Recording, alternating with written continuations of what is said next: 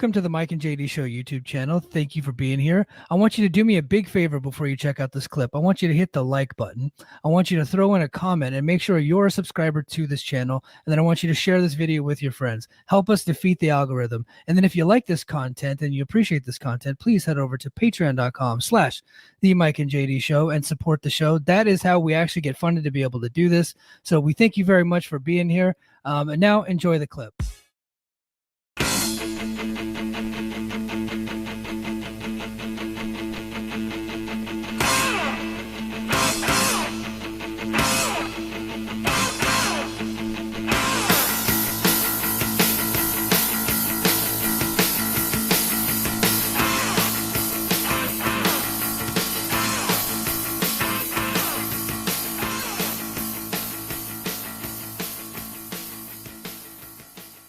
All right, guys, we're gonna get to Hogan and Sting, 1997, and so I want to start off. So I was like a big Surfer Sting guy back in the day, like that was my dude, and so Hogan comes in 1994, right, and he basically replaces Sting as the top babyface.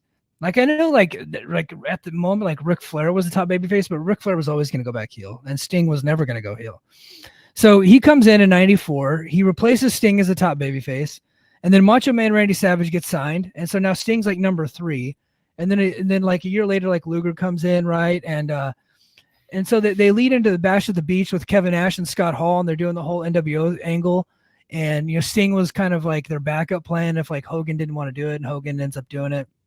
But I just thought that the whole storyline was just tremendous. Like an amazing job by, got to give the guy credit, Bischoff and Nash and Hall and all those guys, for picking Sting to be the vigilante, because I would say this is his transition from Surfer Sting to the Crow Sting is the greatest character transition that I've ever seen in the history of pro wrestling. Like, I don't think I've ever seen anything like it. Like outside of like a guy leaving a territory and going to get a mask and coming back, you know what I mean? Like this guy was in the same territory, puts on different face paint, and now he's a completely different character. He's wearing a different costume and the whole deal. Just him becoming like vigilante Dark Knight Sting hanging in the rafters, and previously being Surfer Sting is like the greatest thing I've ever seen in wrestling. The differentiation was so stark, right? Like you said, he goes from the colored face paint and the crew cut, the bleach blonde crew cut to what a lot of people associate Sting as, right, to begin with, right? A lot of people will just think of that immediately, and I mean, it was perfectly well done, and I don't think it would have been as successful if the core of the NWO wasn't so despised, and hated, because there was a legitimate contingent of wrestling fans who really hated the NWO and just for what it was bringing to the business and what it represented, even though it was a stroke of genius. And yeah, kudos to them realizing we need a hero. We need someone that the people will be able to relate to, that they'll be able to get behind, to try and topple the NWO. And I don't know how early or this was thought in the process of the NWO, but it had been a while. They were starting to talk about, NWO was going to take over. You remember they were buying airtime on WCW. You remember all this stuff. Oh yeah. And they were talking early on about, we're taking over WCW. It's going to be our place. I feel like the seeds were sown very early in the process. Were they just there and thinking, well, we'll figure something out early. We'll figure something out down the line, which is entirely plausible. Or did they already have the plan of it's going to be Sting, right? And then isn't it Scott Hall who came up with the Crow idea? I think he's credited for that, right? He is credited for that, and kudos to him for that. He's like, the famous line is like, Scott Hall tells Sting, he goes, "Have you ever seen The Crow?" And of course Sting is not going to watch The Crow, and he's like, look at the Crow. And speaking of which, they're doing a remake of The Crow. Can we just not, like, seriously, are we gonna do like grunge Crow was cool, but do we need emo Crow? Like we just had emo I don't get Batman with it. the guy from Twilight. I don't think we need this new Crow. But anyway, so yeah, he says, look at the Crow, look at the makeup, and he goes, look, I'm not telling you to rip off Taker, but rip off Taker. And I never really looked at it as kind of like a ripoff. They were darker characters, but I didn't think he was ripping off like the Undertaker. Very much was ripping off the Crow. But I thought it was so awesome because not only did he not identify with the NWO, right, but WCW he felt had turned their back on him because the NWO had they hired a fake Sting, a guy with Sting makeup, and it wasn't Barry Windham this time. It was I think the guy he went by Cobra right back in the day. So like they got the Cobra, who kind of looked a little bit like him, and to do an attack on WCW talent, and then so WCW thinks that like Sting is the guy, and he's like, guys, I've been here carrying the torch for this company. You hired this Hulk Hogan idiot who Ole Anderson knows is the shits, and to replace me. And Randy Savage comes in, knocks me down another peg. And then now you guys are believing that I have turned my back on WCW. Well, screw this noise. I'm going to go paint my face a different color and hang out in the rafters. And you guys can all eat shit. No. And it's funny when you consider how it all ultimately played out. WCW turned their back on him again, but we'll get to that. But no, the transition was the transition was tremendous, and it got people excited. And honestly, like it kept breathing life into.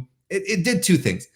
It kept breathing life into the NWO shtick because one could easily argue that once the Sting angle was done, things started to spiral, and it just it started getting really heavy-handed, and it kept Hulk Hogan relevant as the world champion.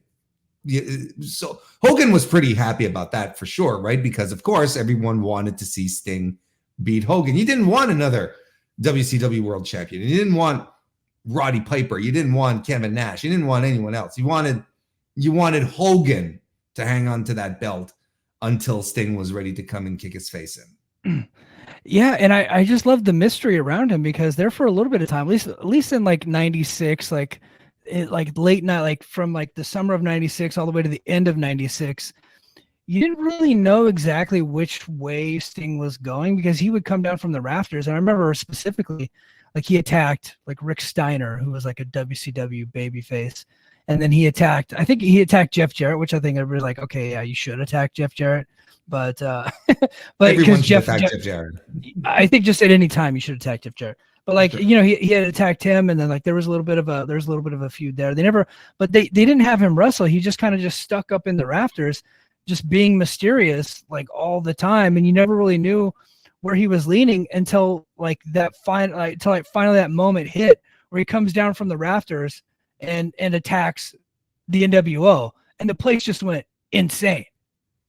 And he takes out everyone, right? Only he takes out everyone, but it was perfectly built, I don't know if it was perfectly built because it was really it got really long. They stretched it out a lot, okay, he's in the rafters again, but once things started to heat up, it really got interesting. As it stands, I think inevitably it was, you're right, there was the aura of mystery, but I think inevitably you kind of saw where this was going nonetheless. He was going to be the protagonist. Hulk Hogan was going to be the antagonist here. We were heading towards this showdown inevitably, which didn't diminish, but that's the beauty of it, is that it didn't diminish the moment where he came down and just cleaned house, because the place exploded. Look, everyone loved Sting at that period. Like it was just insane. Everyone was wearing makeup. Little kids had Sting masks. Like it was just everyone. Even people sending their Nitro party videos. Did you ever do that? Oh hell no. Okay, it's like I probably, because I did have some of those, and I probably would have, but I was like super poor, and Like there was usually only like one family in the neighborhood back then that had like a video camera in like the mid 90s. So like we just couldn't do that.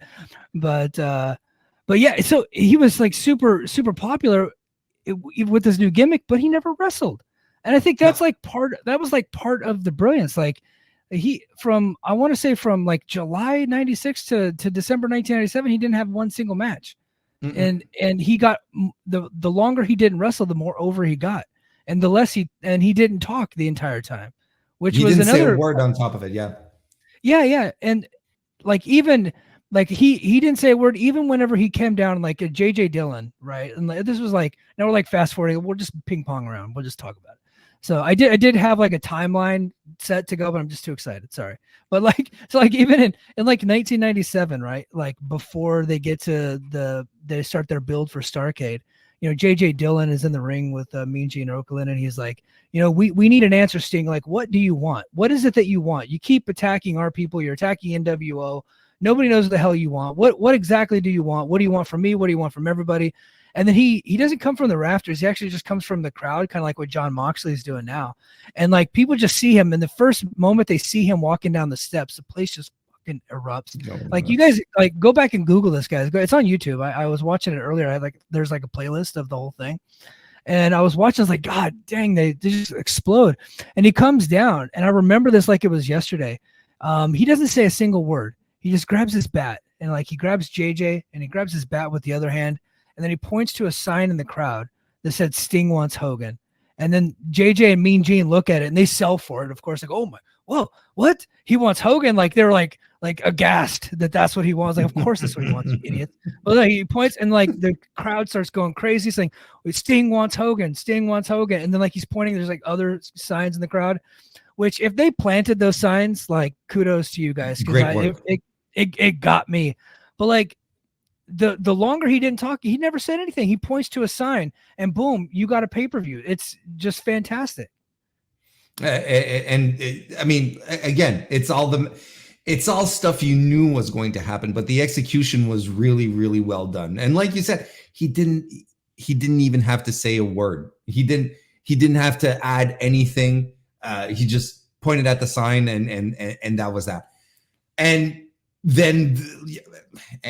And then everything sort of falls into place, and you construct your. I'm sure even Mike back then had his great booking ideas that he wanted to send over to Eric Bischoff, right? Yeah. But I think we all had the same idea at that point, right? We all had the same outcome in mind. We all, we all saw the trajectory leading into Starrcade, and eventually at Starrcade, biggest match in WCW history in years. But it wouldn't quite go that way either. Yeah. So they're building to the match, and I do want to talk about Starrcade. So when we before we get to the match, I just want to talk about a couple of my favorite moments just from like the road to getting there.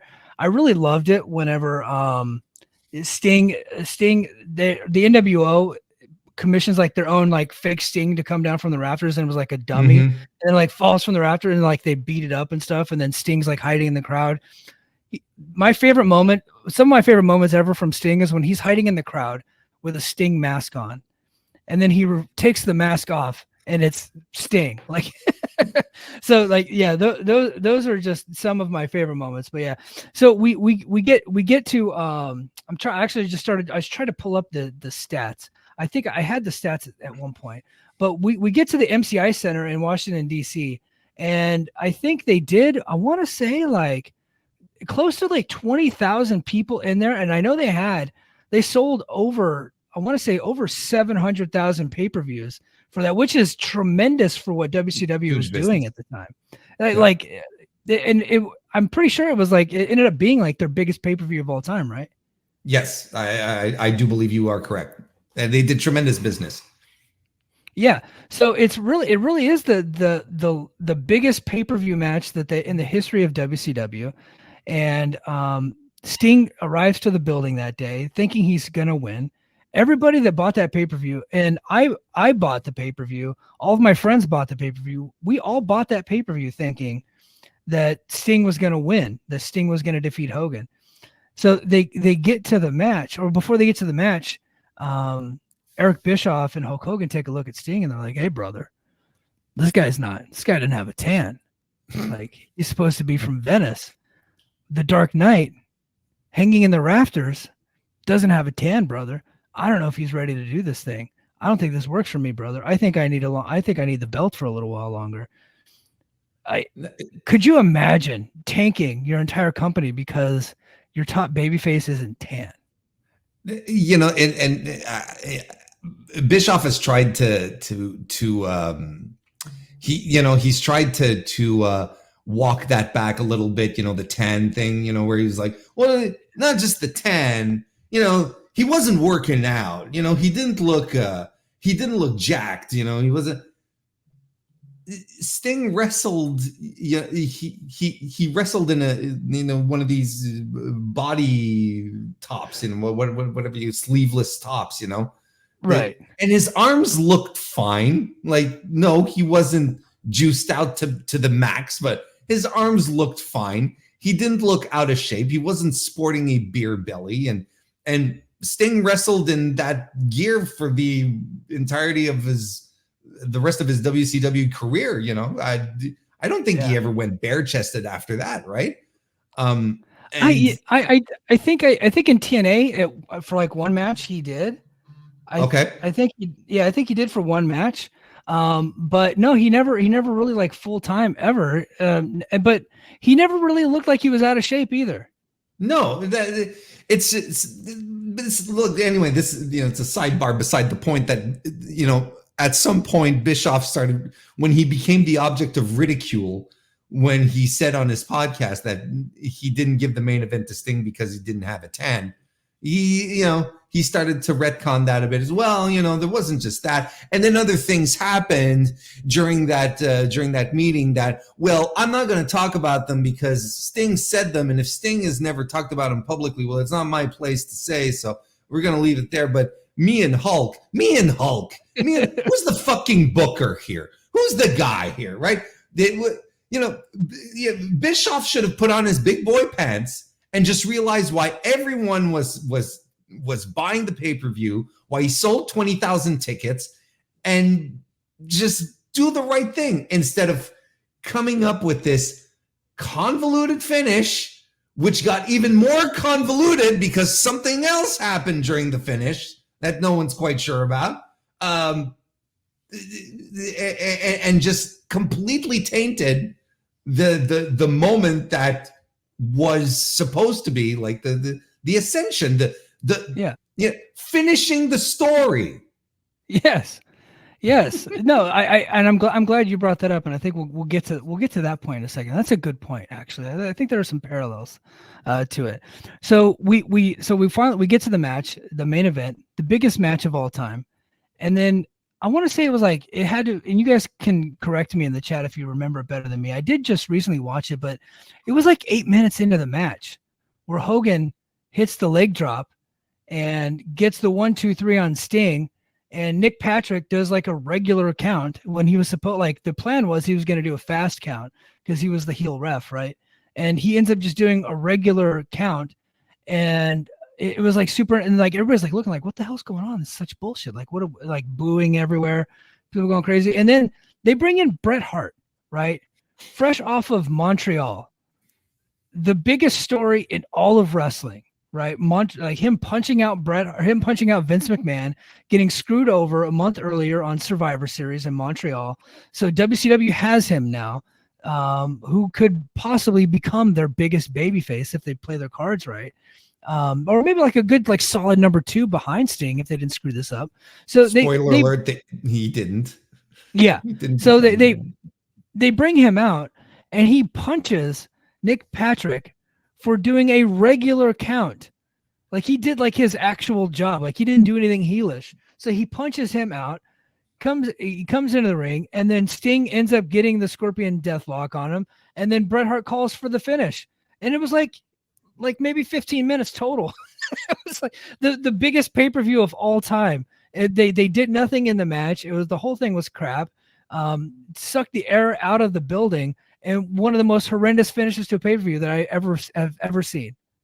Absolutely terrible. What was laughable in the whole thing is that the rest of the show, or of that match, I should say, played out as if Nick Patrick did the fast count, but he didn't, right? Because the idea was he does the fast count, calls for the bell, Bret Hart stops the timekeeper from ringing the bell, and he says in the microphone, "This is not happening again." He's directly referencing the screw job. He says, "I'm not letting this happen again." So he's but there's nothing to there's no screw job. There's nothing to not let happen again. Nick Patrick called it down the line and did a regular 3 count, and Sting didn't kick out. That's just how it goes. And this is part of the story where, no one's quite sure exactly what happened, because they were supposed to do the fast count, but someone told Nick Patrick, after everyone agreed on the finish, to not do a fast count. We can all assume who. Right. Did Nick Patrick ever come out and say that it was Hogan? He was on it. He did. I think it was Dave Penzer had a podcast for a while, and didn't they all? And he was on it, and they talked about it, and Nick Patrick said, "Look, I have the boss telling me one thing, and then I have one of the top guys," and he didn't say the top guy, right? He didn't, but I have one of the top guys telling me something else. What am I supposed to do? Kind of thing. Yeah, like I'm paraphrasing his entire, I'm shortening it, TLDR here, but that's essentially what it was.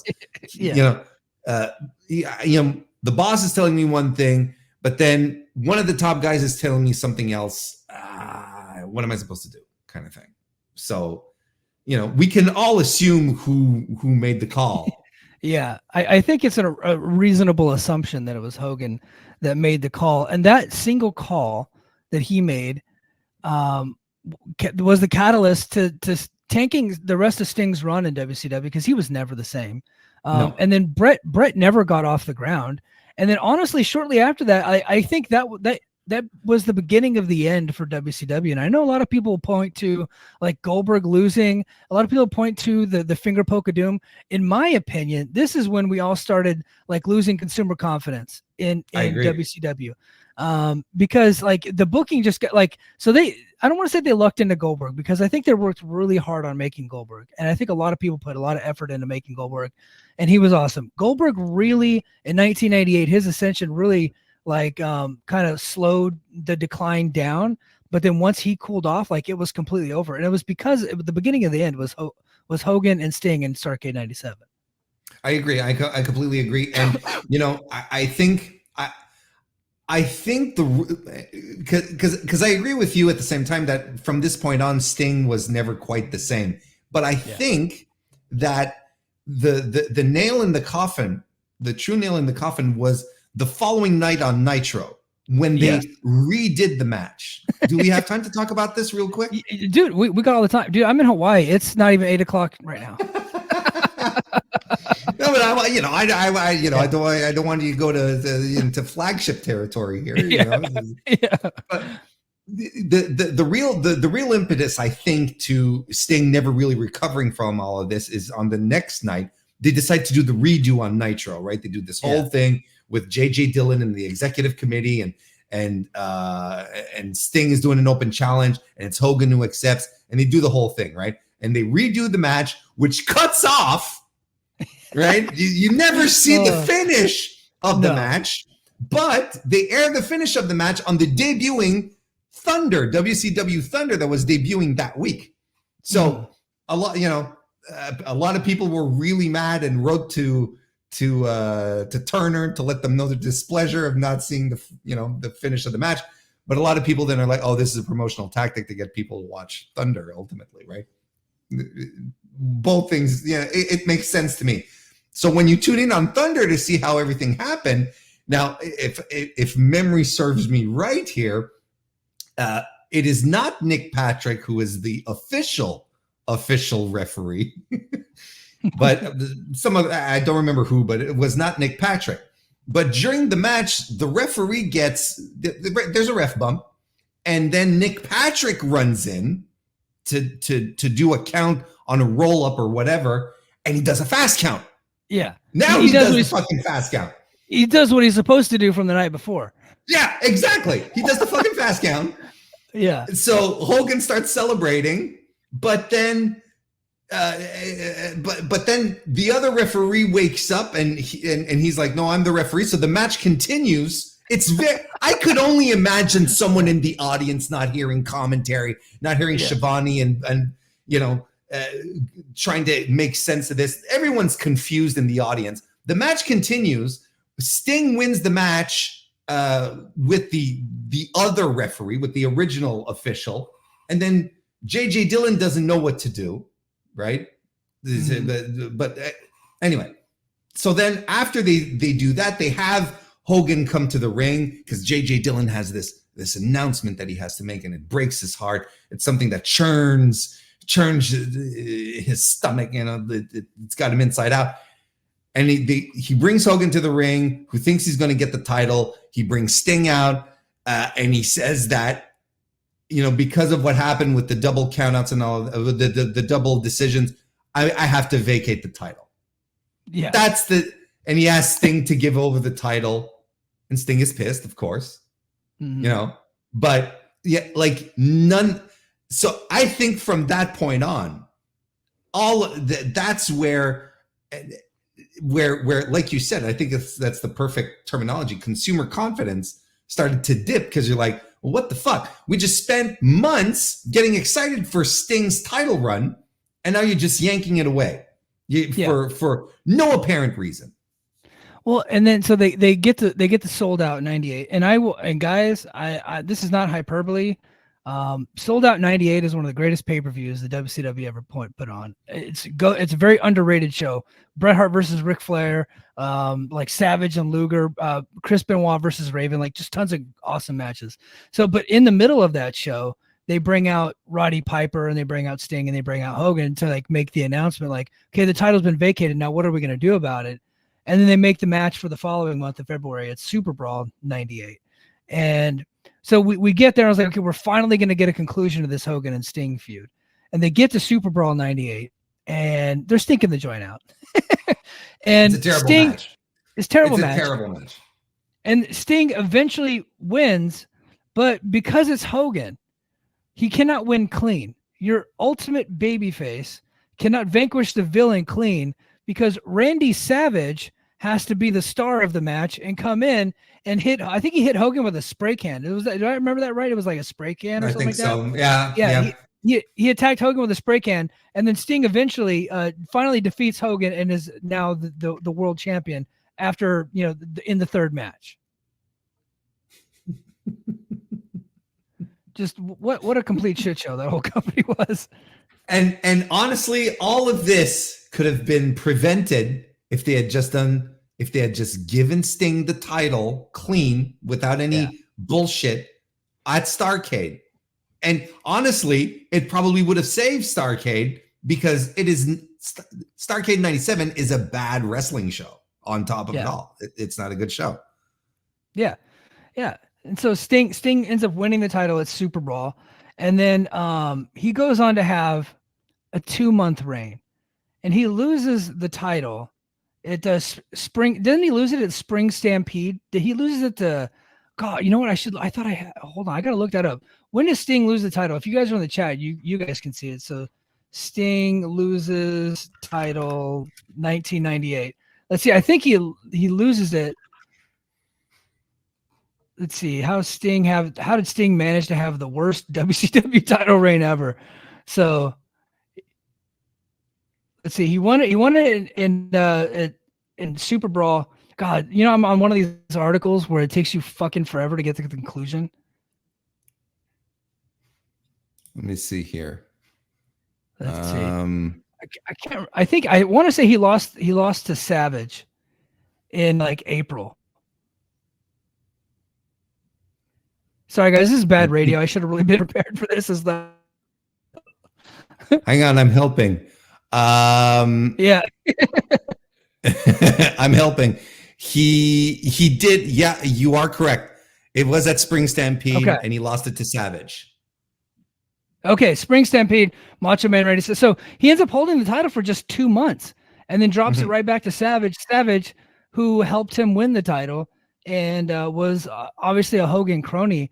Like, I think this whole thing was because like Hogan felt threatened by Sting, because Sting had become bigger than him. You know, from like 96 through 97, he was the bigger deal. And Hogan just couldn't take it, and so he had to tank Sting's career, and it took a long time for him to recover from that. It took a tremendous amount of time. I would even argue that he kind of needed TNA to refine some kind of footing and just find some love in doing pro wrestling again. You know, a lot of people like to make fun of Joker Sting, but he was having a blast doing Joker Sting. Like, hey, you could tell. If anybody wants to make fun of Joker Sting in front of me, we're fighting like on site. Because you know, the summer of 2011 is always going to be remembered as like the summer of punk. But there was something else happening in pro wrestling at the time that I thought was pretty damn good, and that was Joker Sting, and Joker going crazy on Eric Bischoff and then Hulk Hogan and his crew Immortal, all the way into Bound for Glory 2011, where he ends up having Hulk Hogan's last wrestling match. And like the last time Hulk Hogan, like, you know, bled in a match and got a big pop, like the match itself was the shits, but the after match with Hogan turning back babyface and like the two guys embracing was pretty fun to watch. So I thought Joker Sting ruled. Yeah. I thought he had a blast. He was having a blast doing it. But I mean, listen, you know, I mentioned it jokingly, you know, using the finishing the story terminology, but this is, you know, there's some interesting parallels that you can draw here, patterns that you could easily fall back into in, let's say, in modern day WWE right now, because it, you know, look, the parallels are there. I think they're there, and a huge mistake was made back in 1997 with the decisions that they made, not only at Starrcade, but in the days that followed as well. And it all started to fall apart. You know, I'm not saying here that if, you know, that because Cody Rhodes didn't win at WrestleMania last year, that WWE is destined to fall apart as well. That's definitely not what I'm saying.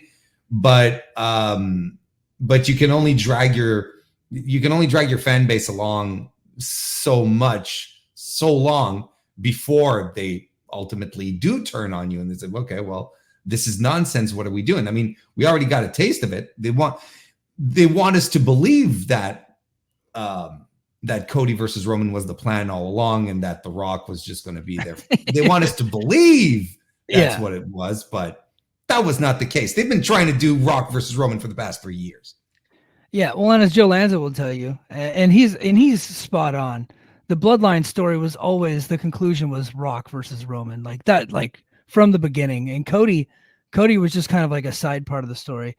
You know, finishing the story, I think is very appropriate. You know, Sting not winning at Starrcade 97 was way worse, I would say, because that was like a colossal failure that ultimately springboarded the end of WCW. Sure. I felt like Cody losing at WrestleMania could have been very, very bad. The difference was, I think they could have tanked Cody's career, but fortunately for them, they were able to kind of regain some steam, and now he seems to be hot again going back into this Mania. And they're a more competently ran company than WCW was at the time. So like they're more of like a corporation versus WCW was like was a zoo. Being ran by it was a zoo. It was being ran by Bischoff, who was being worked by all the top stars. Everybody was like overpaid, and they stopped drawing because the booking was so incompetent. So you know there were a lot of things that contributed to the death of WCW. I just think that Sting losing to Hogan at Starrcade was kind of like that first. He's the Gavrilo Princip. You know what I mean? Like you brought up Franz Ferdinand. Like, you know, Gavrilo Princip, you know, killing Franz Ferdinand was like the catalyst that started, you know, the First World War. But you know, there was a lot of things going on at the time that ultimately contributed to it, right? So I think this might be like that moment that we're talking about. And that's not the first time I've used that parallel. So I know people are going to be like, Mike, you keep talking about Gavrilo Princip. I know, I love that story. Sorry. But but very much like it was like one aspect of it, but it was probably the most significant aspect that there was. Yeah. You know, there's a lot of, again, there was a lot of stuff going on, and there's a lot of very poor decisions that were made after that on top of it. But this was definitely an impetus. This was a spark. It was a terrible decision that capped off a terrible show. And the next few days were just absolutely ridiculous. And yeah, I mean, Sting, for everything that he gave to the company, you know, I'm with you. You know, it's a shame that he ended up his tenure ended up like this because one man was afraid to share a spotlight, to not go quietly unto the night, who still thought that he had something to give when all he would do is take. And unfortunately, Sting was a casualty of that. Yeah, absolutely. I think you said that beautifully. We've often said here that Sting's greatest rivalry was with the WCW booking and WCW politics. You know, he had to deal with it with Ole Anderson. He had to deal with it with a little bit with Flair, with Hogan, with Bischoff.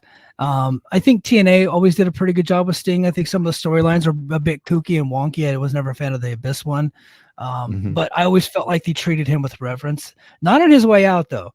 His way out of TNA, like him, like losing to Nick Aldis and kind of like they kind of cast him aside. But you know, God bless Tony Khan and AEW for the job that they have done with this the last few years with Sting in the company, and the big send off that we're going to get to see on Sunday night in Greensboro with Revolution. Main event: Young Bucks versus Sting and Darby Allin. I am so stoked for it. I think they just did a tremendous job. Sting finally got treated the way he always was meant to be treated, right? Like with reverence. They treat him like a legend, like he's an icon. He's always being held up on a pedestal every time he's on the television show. So I just think that they've just done a tremendous job all around. And he has to. You know, it goes both ways, right? He has to. You know, there's an entire generation of wrestling fans who've never seen a Sting match in their life, right? You know, you and me were the old guard, but a lot of wrestling fans these days had no idea who this guy was. You know, his matches would always over deliver every single time. His promos, everything he did was spot on. Even in AEW itself, he's worked to deserve this send off, regardless of his, you know, or on top of his career, of his legendary career. Even what he's done here in AEW has warranted that. So, it's you know, there might be a tier or two in Quebec City and in Hawaii on Sunday.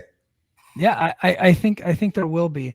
Warren, I really, really greatly appreciate you added so much to this show. Thank you so much for being on the podcast this week. JD, God bless you. God bless the Oliva family. I know you guys are going through a lot. So we just hang in there, buddy, and we'll hope to see you soon. Hey, Warren, let's get some plugs before we sign off here, man. Well, I do the Mr. Warren Hayes show, which, like Mike mentioned at the start of the show, you can follow on youtube.com/Mr. Warren Hayes or on your favorite podcast application. Right now, like I said, you know, there hasn't been any new content recently. But I'm slowly getting back into, you know, as much as you were thanking me to be on the show. I'm truly appreciative of you inviting me. I love what you and JD do. And on top of that, it's allowing me to dip my toes in and see how medically I can put up with this. So I'm no doctor, but I am a fan, and I could, you know, your performance tonight, I'd say you're ready, brother. And I think we need to hear your voice back in the space. I think so. So it'll be a question of a week, a few days, maybe, and I'll be back. YouTube.com/Mr. Warren Hayes. Subscribe there, or follow me on your favorite podcast application. I'm also on the Blue Sky at Mr. Warren Hayes, or you can also join the Discord, the Mr. Warren Hayes Show Discord. If you go to any of my socials and whatnot, the link is in the description for the Discord. Trust me, not anything else. Yeah. Yeah, absolutely. Go and you can interact with Warren there with all his great fans there on the Discord. Speaking of Discord, the Voices of Wrestling Discord, you can interact with me over there on the Mike and JD Show thread or the TNA thread. I'm in there arguing with people all the time, so come join us over there on the Voices of Wrestling Discord. Make sure you go to patreon.com/the Mike and JD Show if you like this content. I will be back this weekend with an AEW Revolution review. I might even go live right after the show. It depends on the schedule. Sunday nights are tough in the Gilbert household, but I am going to try to make this thing happen. So, and I'm going to do that strictly for Patreon. So patreon.com/the Mike and JD Show. Plus, I'm going to have Brace for Impact coming out this weekend. I'm one of the only idiots in the world that has an Impact podcast or a TNA podcast. And I love my TNA podcast, and I love the fans of that show. So thank you guys for being here. I really do appreciate you. We appreciate you, Warren, JD. God bless you. And until next time, mahalo. Competition starting to get thick, it's the click, so I hope you watch your A game. Mate, no rain from the track when we unite and spit. This isn't A game, better bring your A game. Competition starting to get thick, it's the click, so I hope you watch your A game. Mate, no rain from the track when we...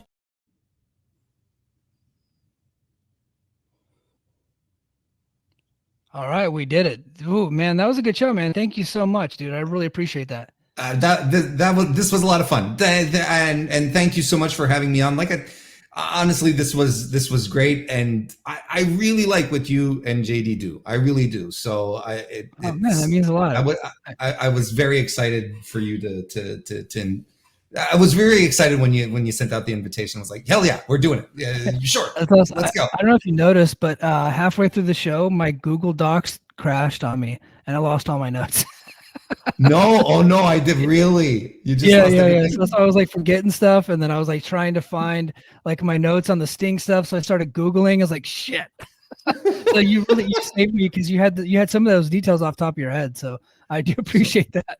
Hey, no, awesome. That's fantastic. No, look, if anything, it didn't come across as a glitch. No, everything worked out fine, I think. Awesome, man. Well, thanks a lot. Get some rest, man. I know it's where are you at? You're in Montreal?